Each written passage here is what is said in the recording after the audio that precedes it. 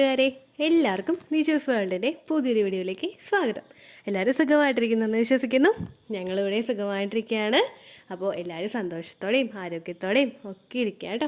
നീ ചോദിക്കുന്ന 10 ചോദ്യങ്ങൾക്കും നിങ്ങളുടെ ഉത്തരം യെസ് എന്നാണെങ്കിൽ നിങ്ങളുടെ ശരീരം പ്രഗ്നൻ്റ് ആകാനായിട്ട് തയ്യാറായിട്ടുണ്ട് എന്ന് നമുക്ക് മനസ്സിലാക്കാനായിട്ട് സാധിക്കും. അപ്പോൾ ആ ക്വസ്റ്റ്യൻസ് എന്തൊക്കെയാണെന്ന് നിങ്ങൾ കൃത്യമായിട്ട് ശ്രദ്ധിക്കുക. അതിനെല്ലാത്തിനും നിങ്ങളുടെ ആൻസർ യെസ് എന്നാണോ എന്നുള്ളത് നിങ്ങൾ പ്രത്യേകം ശ്രദ്ധിക്കുക കേട്ടോ. കാരണം നമ്മളുടെ ഇൻഫെർട്ടിലിറ്റി അഫക്റ്റ് ചെയ്യാനായിട്ട് പാകത്തിനുള്ള കുറച്ച് ക്വസ്റ്റ്യൻസ് ആണ് ഇതെന്ന് പറയുന്നത്. ഈ മിസ്റ്റേക്സ് നമ്മൾ ചെയ്യുന്നത് കൊണ്ടാണ് ഈ 10 കാര്യങ്ങൾ ഞാൻ കവർ ചെയ്തിട്ടുള്ള ഈ ടോപ്പിക്സിൽ ഈ 10 മിസ്റ്റേക്സ് നമ്മളിൽ വരുന്നത് കൊണ്ടാണ് നമ്മൾ ഫെർട്ടിലിറ്റി അങ്ങോട്ട് അഫക്റ്റ് ചെയ്യുന്നത്, നമ്മൾ പ്രഗ്നന്റ് ആകാനായിട്ടുള്ള സാധ്യതകൾ അങ്ങോട്ട് നീണ്ടു പോകുന്നത്. അപ്പോൾ ഈ 10 കാര്യങ്ങൾ നിങ്ങൾ മസ്റ്റായിട്ട് ശ്രദ്ധിക്കുക. ഈ കാര്യങ്ങളിൽ ഏതിലെങ്കിലും ഒന്നിൽ നിങ്ങൾക്ക് മിസ്റ്റേക്സ് ഉണ്ടെങ്കിൽ അത് റെക്ടിഫൈ ചെയ്തിട്ട് നിങ്ങൾ മുൻപോട്ട് പോകാനായിട്ടും പ്രത്യേകം ശ്രദ്ധിക്കുക കേട്ടോ. അപ്പോൾ നമുക്കിത് എന്തൊക്കെയാണെന്ന് നോക്കാം. വീഡിയോ നമുക്ക് സ്റ്റാർട്ട് ചെയ്യാം.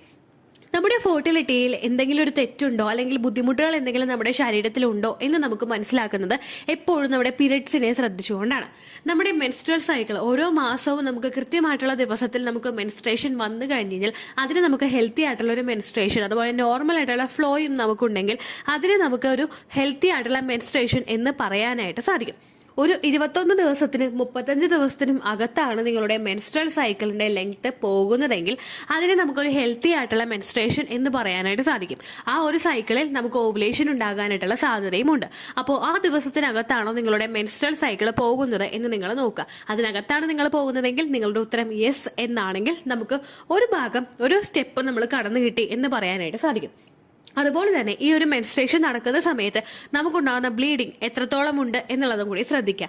നമുക്കുണ്ടാകുന്ന ബ്ലീഡിംഗ് ഒരു 2 ദിവസം അല്ലെങ്കിൽ 2-3 ദിവസത്തിനിടയ്ക്കെങ്കിലും നമുക്ക് കൃത്യമായിട്ട് ബ്ലീഡിംഗ് വേണം. അറ്റ്ലീസ്റ്റ് ഒരു 2-2.5 ദിവസമെങ്കിലും നമുക്ക് ബ്ലീഡിംഗ് ഉണ്ടായിരിക്കണം.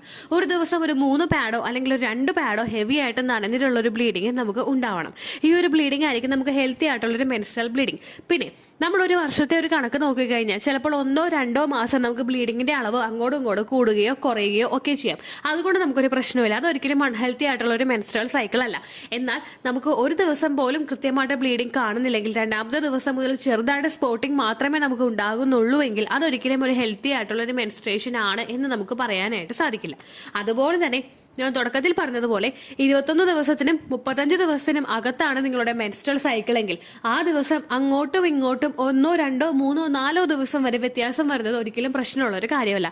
എന്നാൽ 5 അതിലധികമോ ദിവസം നമ്മുടെ മെൻസ്ട്രൽ സൈക്കിളിന്റെ ലെങ്ത്തിൽ വ്യത്യാസം വരുന്നുണ്ടോ എന്ന് നോക്കുക.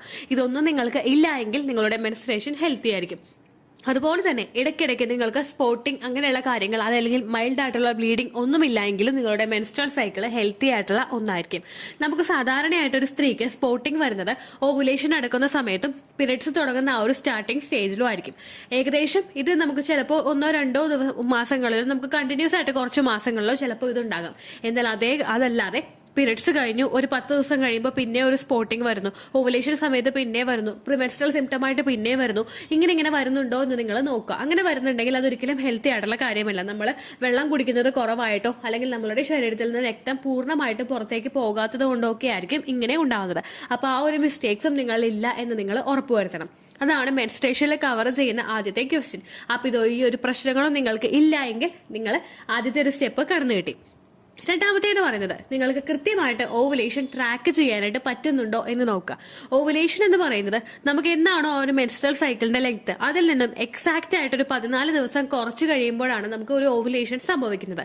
ഈ ഓവുലേഷൻ നടക്കുന്ന ദിവസം നമുക്ക് ഓവുലേഷൻ ടെസ്റ്റ് കിറ്റ് വെച്ചിട്ടും അതുപോലെ നമ്മുടെ ബോഡി ടെമ്പറേച്ചറിൽ ഉണ്ടാകുന്ന വ്യത്യാസം വെച്ചിട്ടും നമ്മുടെ ബോഡിയിൽ വരുന്ന ബ്രസ്റ്റിന് വരുന്ന പെയിൻ, സെർവിക്കൽ മ്യൂക്കസ്, അതുപോലെ നമുക്ക് അടിവയറിലുണ്ടാകുന്ന വേദന, മൈൽഡ് ആയിട്ടുള്ള സ്പോട്ടിംഗ് ഇതെല്ലാം വെച്ചിട്ട് നമ്മൾ ഓവുലേഷൻ നടക്കുന്നുണ്ടോ, നമ്മൾ ഓവുലേറ്റിംഗ് ആവുന്നുണ്ടോ എന്ന് നമുക്ക് മനസ്സിലാക്കാനായിട്ട് സാധിക്കും. ഈ ഓരോ ഓവുലേഷനും ഓരോ സ്ത്രീയും ഓരോ മാസവും ട്രാക്ക് ചെയ്തിരിക്കണം.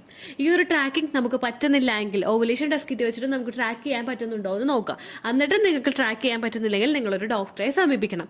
അപ്പോൾ അടുത്തൊരു സ്റ്റെപ്പ് എന്ന് പറയുന്നത് നിങ്ങൾക്ക് കൃത്യമായിട്ട് ഓവുലേഷൻ നടക്കുന്നത് കണ്ടുപിടിക്കാൻ പറ്റുന്നുണ്ടോ എന്ന് നോക്കുക.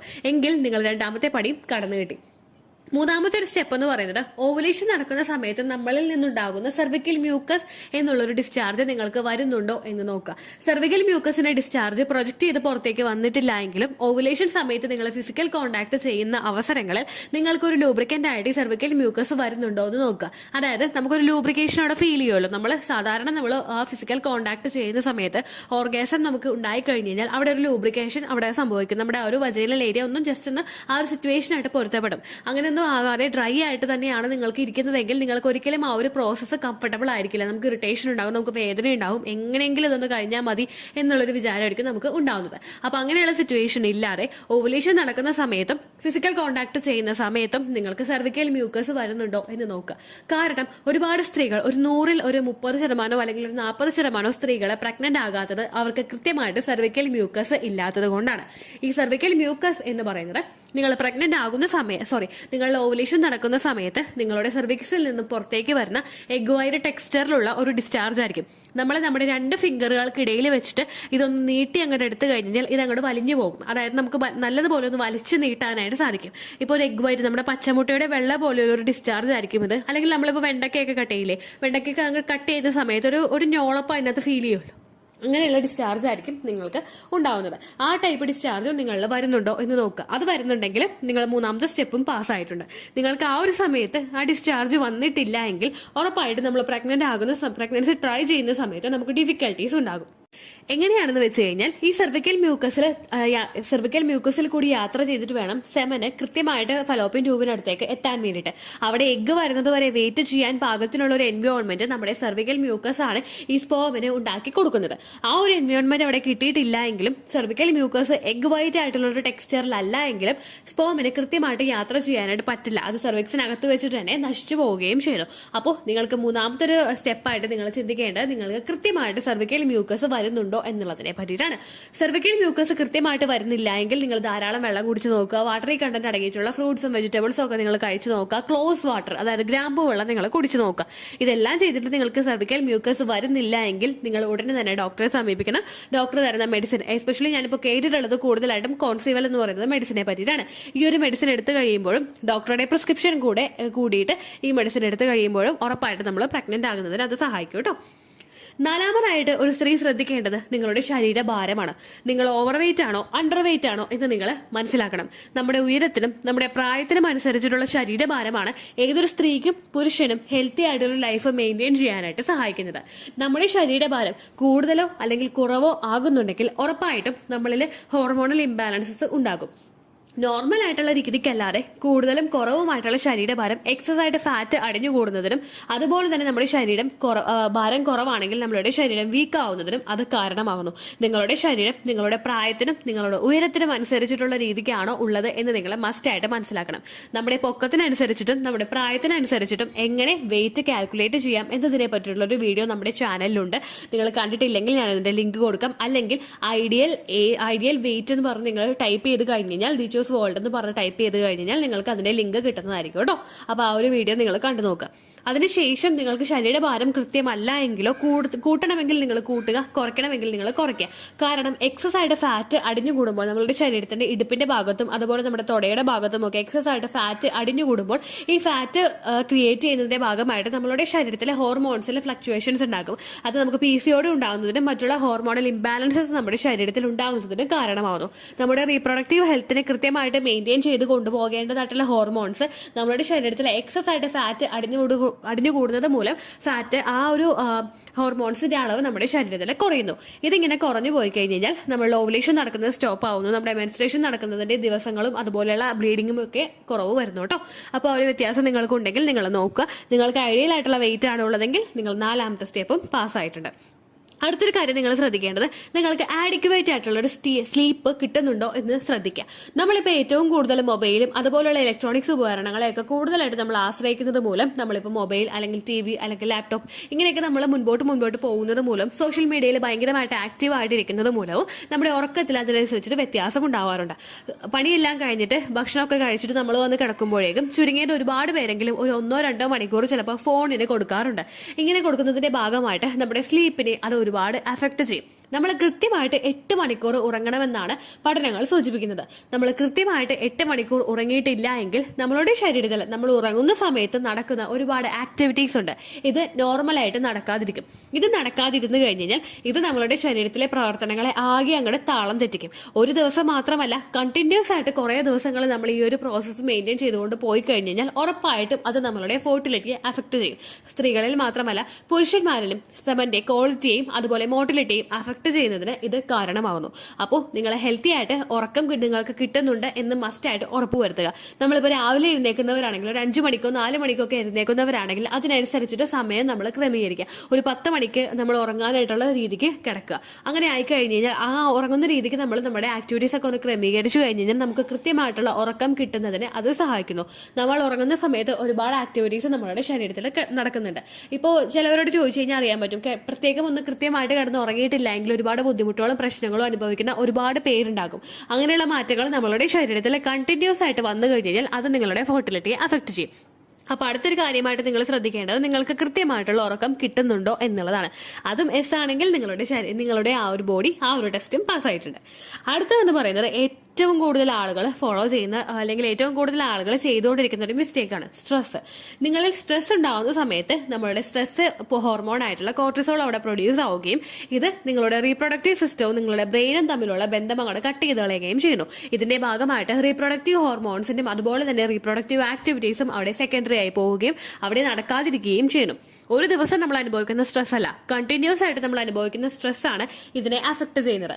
ആ ഒരു മിസ്റ്റേക്ക് നിങ്ങൾ ചെയ്യുന്നുണ്ടെങ്കിൽ കംപ്ലീറ്റ് ആയിട്ട് നിങ്ങൾ അവോയ്ഡ് ചെയ്യുക. സ്ട്രെസ് വരുമ്പോൾ എന്താണ് ചെയ്യേണ്ടത് എന്ന് പലരും ചോദിക്കാറുണ്ട്. നമ്മൾ എപ്പോഴാണ് ഒരു സ്ട്രെസ് വരുന്നത് അല്ലെങ്കിൽ ഒരു കാര്യത്തെ പറ്റി ആലോചിച്ചിട്ട് നമ്മൾ എപ്പോഴാണോ കൂടുതലായിട്ട് വിഷമിക്കുന്നത് ആ ഒരു സമയത്ത് നിങ്ങൾ ഒരു കാര്യം ചെയ്താൽ മതി. ഡീപ്പായിട്ടൊരു ബ്രീത്ത് നമ്മൾ എടുക്കുക. ജസ്റ്റ് നല്ല ഡീപ്പായിട്ട് നമ്മൾ ഇൻഹേൽ ചെയ്യുക, സ്ലോ ആയിട്ട് നമ്മൾ അങ്ങോട്ട് വിടുക. ഇങ്ങനെ നമ്മൾ ചെയ്ത് കഴിഞ്ഞാൽ ഈ ഒരു പ്രോസസ്സ് നമ്മൾ ഒരു 2 ടൈം നമ്മളത് ചെയ്ത് കഴിഞ്ഞാൽ നമ്മളൊന്ന് മൈൻഡ് ഒന്ന് റിഫ്രഷ് ആകും. നിങ്ങൾ ജസ്റ്റ് ഒന്ന് ട്രൈ ചെയ്ത് നോക്കൂ, നിങ്ങൾക്ക് കൃത്യമായിട്ട് എഫക്റ്റ് അതിന് കിട്ടും. ആ ഒരു രീതിക്ക് നിങ്ങൾ പോയി കഴിഞ്ഞാൽ നമ്മൾ ജസ്റ്റ് ആ ഒരു സ്ട്രെസ്സിൽ നിന്ന് ഒരു സെക്കൻഡോ അല്ലെങ്കിൽ 2 സെക്കൻഡോ കൊണ്ട് നമ്മളൊന്ന് ഔട്ടാവും. അങ്ങനെ ആയി കഴിഞ്ഞാൽ പിന്നെ നിങ്ങൾ നിങ്ങളുടെ മൈൻഡിനെ അങ്ങോട്ട് ഡൈവേർട്ട് ചെയ്ത് വിടുക. ഫോണിൽ എന്തെങ്കിലും കാണുക, അല്ലെങ്കിൽ ടിവിയിൽ എന്തെങ്കിലും കാണുക, അല്ലെങ്കിൽ പുറത്ത് പോവുക, നേച്ചർ നോക്കുക. അങ്ങനെ ഒരുപാട് കാര്യങ്ങൾ നിങ്ങൾക്ക് ചെയ്യാനില്ല. അതെന്തെങ്കിലും നിങ്ങൾ ചെയ്യുക. നിങ്ങൾക്ക് എപ്പോൾ സ്ട്രെസ് വരുന്നോ ആ ഒരു സമയത്ത് നിങ്ങൾ അവിടെ നിന്ന് അങ്ങോട്ട് മാറുക.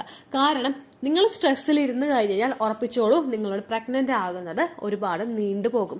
അപ്പോൾ നിങ്ങളത് കേൾക്കുന്നുണ്ടെങ്കിൽ മസ്റ്റായിട്ട് നിങ്ങളത് അവോയ്ഡ് ചെയ്യുക. അപ്പോൾ നിങ്ങൾ സ്ട്രെസ് അനുഭവിക്കുന്നില്ല എങ്കിൽ നിങ്ങൾ ഫ്രീ ആയിട്ട് എന്തോ വരട്ടെ, എന്താണെങ്കിലും വരട്ടെ, ഞാൻ ഫേസ് ചെയ്യാൻ തയ്യാറാണ് എന്നുള്ളൊരു സിറ്റുവേഷനിൽ നിങ്ങൾ നിൽക്കുക. പോസിറ്റീവായിട്ട് നിങ്ങൾ നിൽക്കുക, പ്രാർത്ഥിക്കുക. നിങ്ങളുടെ ദൈവം നിങ്ങളെ ഒരിക്കലും കൈവിടില്ല എന്ന് നിങ്ങൾ മസ്റ്റായിട്ട് ചിന്തിക്കുക കേട്ടോ. അപ്പോൾ ആ ഒരു സ്ട്രെസ് നിങ്ങൾക്കില്ല എങ്കിൽ നിങ്ങൾ അടുത്ത സ്റ്റേജും പാസ്സായിട്ടുണ്ട്. അടുത്തതെന്ന് പറയുന്നത്, എട്ടാമത്തെന്ന് പറയുന്നത്, നമ്മൾ ഡ്രിങ്കിങ്ങോ സ്മോക്കിങ്ങോ ആയിട്ടുള്ള ഹാബിറ്റുകൾ ഉണ്ടെങ്കിൽ അത് അവോയ്ഡ് ചെയ്യുക കേട്ടോ. സ്ത്രീകൾ പുകവലിക്കുന്നവരുണ്ട്, സ്ത്രീകൾ മദ്യപിക്കുന്നവരും ഉണ്ട്. നിങ്ങൾ പ്രഗ്നൻസി ട്രൈ ചെയ്യുന്ന സമയത്ത് കംപ്ലീറ്റ് ആയിട്ട് അങ്ങോട്ട് അവോയ്ഡ് ചെയ്യുക. പ്രഗ്നൻസി ട്രൈ ചെയ്യുന്ന സമയത്തും ബ്രസ്റ്റ് ഫീഡ് ചെയ്യുന്ന സമയത്തും നിങ്ങളത് അവോയ്ഡ് ചെയ്യുക. കാരണം ഒരു പുതിയൊരു തലമുറയെ നമ്മൾ അങ്ങോട്ട് മുൻപോട്ടേക്ക് കൊണ്ടുവരുമ്പോഴേക്കും ആ ഒരു ബേബി ഹെൽത്തി ആയിരിക്കണം. ആ ബേബി ഹെൽത്തി ആവണമെങ്കിൽ ബേബിയുടെ അച്ഛനും അമ്മയും അതുപോലെ തന്നെ സ്മോക്ക് ചെയ്യുന്നുണ്ടെങ്കിൽ ആ ഒരു അമ്മ നിൽക്കുന്നത് ഏത് എൻവയോൺമെന്റിലാണോ ആ എൻവയോൺമെന്റും ഒരു സ്മോക്കിംഗ് ഇല്ലാത്തൊരു നല്ലൊരു എൻവയോൺമെന്റ് ആയിരിക്കണം. ഈ ഒരു സിറ്റുവേഷൻ, ഈ ഒരു എൻവയോൺമെന്റ് നമ്മൾ നമ്മുടെ ബേബിക്ക് കൊടുത്തു കഴിഞ്ഞാൽ മാത്രമേ ആ കുഞ്ഞിന് ആരോഗ്യത്തോടു കൂടി ഭൂമിയിലേക്ക് വരാനായിട്ട് സാധിക്കുകയുള്ളൂ. അപ്പോൾ പ്രഗ്നൻസി ട്രൈ ചെയ്യുന്ന സമയത്ത് സ്ത്രീകളും പുരുഷന്മാരും ഡ്രിങ്കിങ് ഹാബിറ്റും സ്മോക്കിംഗ് ഹാബിറ്റും കംപ്ലീറ്റ് ആയിട്ട് അങ്ങനെ അവോയ്ഡ് ചെയ്യുക. സ്ത്രീകൾ ബ്രസ്റ്റ് ഫീഡ് ചെയ്യുന്ന സമയത്ത് ഒരു 2 വർഷം വരെയും നിങ്ങളത് കംപ്ലീറ്റ് ആയിട്ട് അവോയ്ഡ് ചെയ്യുക. അതിനുശേഷം നിങ്ങളുടെ ബോഡി, നിങ്ങളുടെ ചോയ്സ്, നിങ്ങൾക്ക് എന്താണെന്ന് വെച്ച് കഴിഞ്ഞാൽ ചെയ്യാം കേട്ടോ.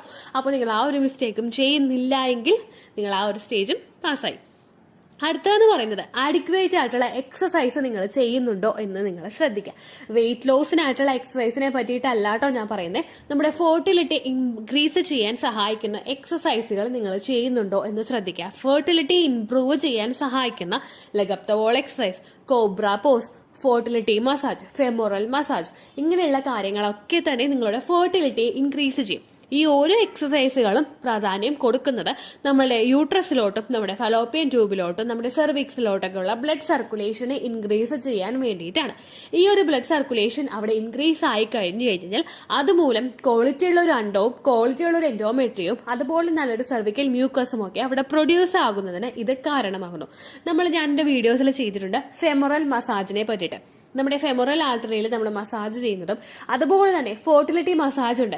കാസ്റ്റർ ഓയിൽ വെച്ചിട്ട്, അതായത് ആവണക്കെണ്ണ വെച്ചിട്ട് നമ്മൾ അവിടെ മസാജ് ചെയ്ത് കൊടുക്കുന്ന, നമ്മുടെ അടിവയറിന്റെ ഭാഗത്ത് മസാജ് ചെയ്ത് കൊടുക്കുന്ന ഒരു എക്സസൈസ് ആണ് ഫെർട്ടിലിറ്റി മസാജ് എന്ന് പറയുന്നത്.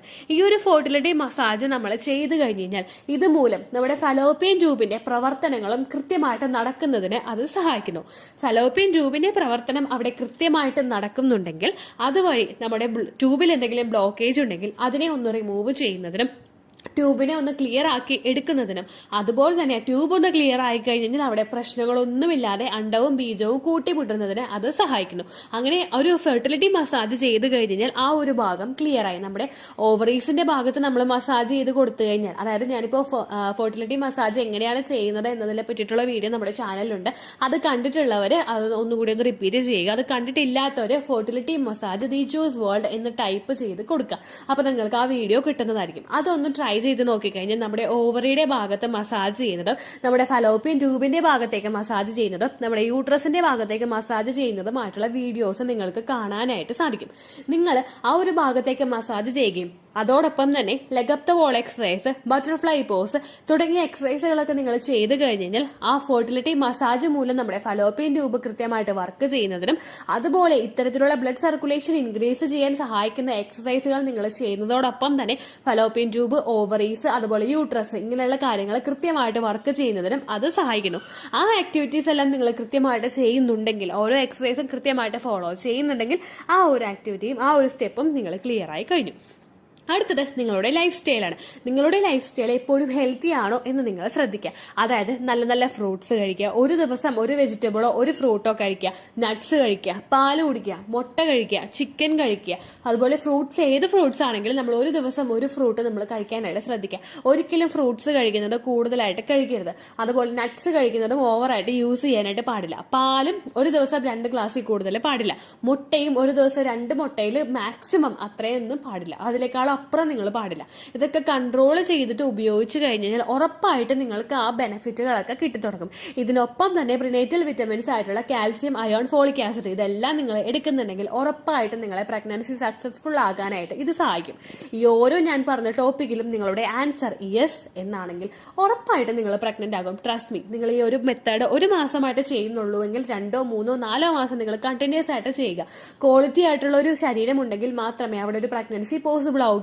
ഒപ്പം നിങ്ങളുടെ ഹസ്ബൻഡിനോടും നല്ല ഹെൽത്തി ആയിട്ടുള്ള ഹാബിറ്റ്സ് ഫോളോ ചെയ്യാനായിട്ട് പറയാട്ടോ. ഇതൊരു ലെങ്തി വീഡിയോ ആയി പോയിട്ടുണ്ട് എന്ന് എനിക്കറിയാം. ഞാനിപ്പോൾ വീഡിയോ ഇവിടെ വെച്ച് കൺക്ലൂഡ് ചെയ്യാണ്. നിങ്ങൾക്ക് യൂസ്ഫുൾ ആയി കാണുമെന്ന് വിശ്വസിക്കുന്നു. അടുത്തൊരു വീഡിയോ ആയിട്ട് നമുക്ക് വീണ്ടും കാണാം. ബൈ.